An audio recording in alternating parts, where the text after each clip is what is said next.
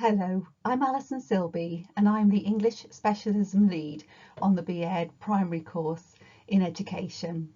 And I'm going to talk about the module ED1 ECE2 English Children and Education 1. Now this is a compulsory module if you are an English specialist or one of your options if you are a generalist student on our course. So this module has been approved in principle for delivery in 2024-25, but as always may be subject to change.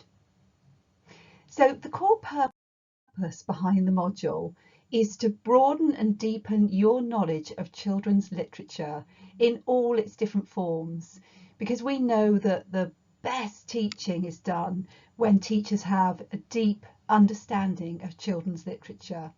That's when they can have a real impact on children's learning right across the curriculum.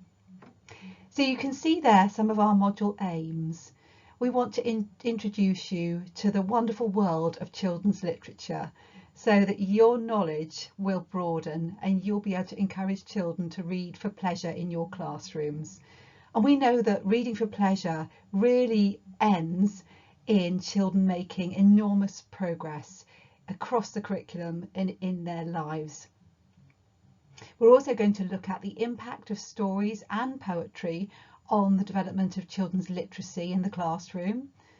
We'll also look at developing your practical skills for using literature in the primary classroom and think about how fiction, poetry and media texts can be used and how you can introduce children to the wonders in storytelling.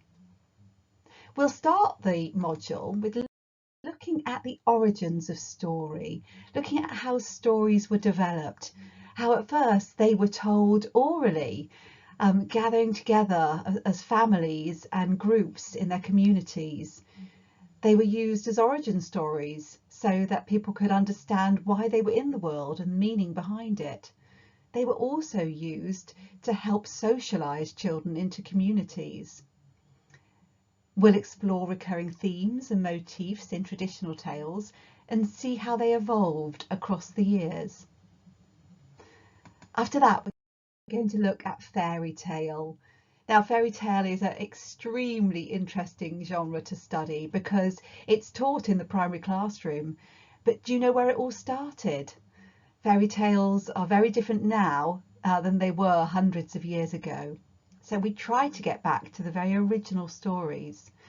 For example, did you know that Snow White made her stepmother dance in iron shoes until she died at the end of the story? And Cinderella's stepsisters had their eyes pecked out by birds outside her very castle walls. So fairy tales were originally written for an adult audience, as you might imagine from what I've just said, but were eventually taken for children, adapted and made a little more palatable for the child audience. We'll look at how fairy tale has been transformed into film and into television and how it's been rewritten and rewritten over the years, and think about why that is. What is it about fairy tale that makes it lasting, a lasting form of children's literature? We will look at storytelling as well, how you as a teacher will always be engaging your children in storytelling and narrative. We'll look at how you can engage that wonderful class that you'll have in front of you and how you can help them become storytellers themselves. It's such an important thing in the classroom to be able to hear a story read aloud is hugely impactful for children's own literacy development. We'll look at a genre that's often not valued in the primary classroom.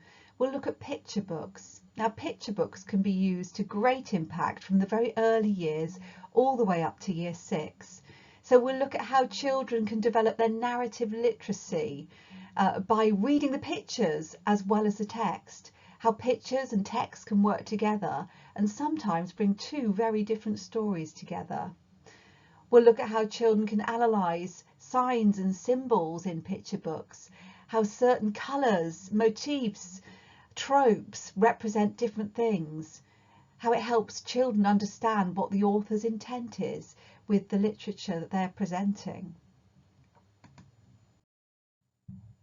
We'll then look at how children's literature just doesn't have to be text and picture, it can be moving image as well.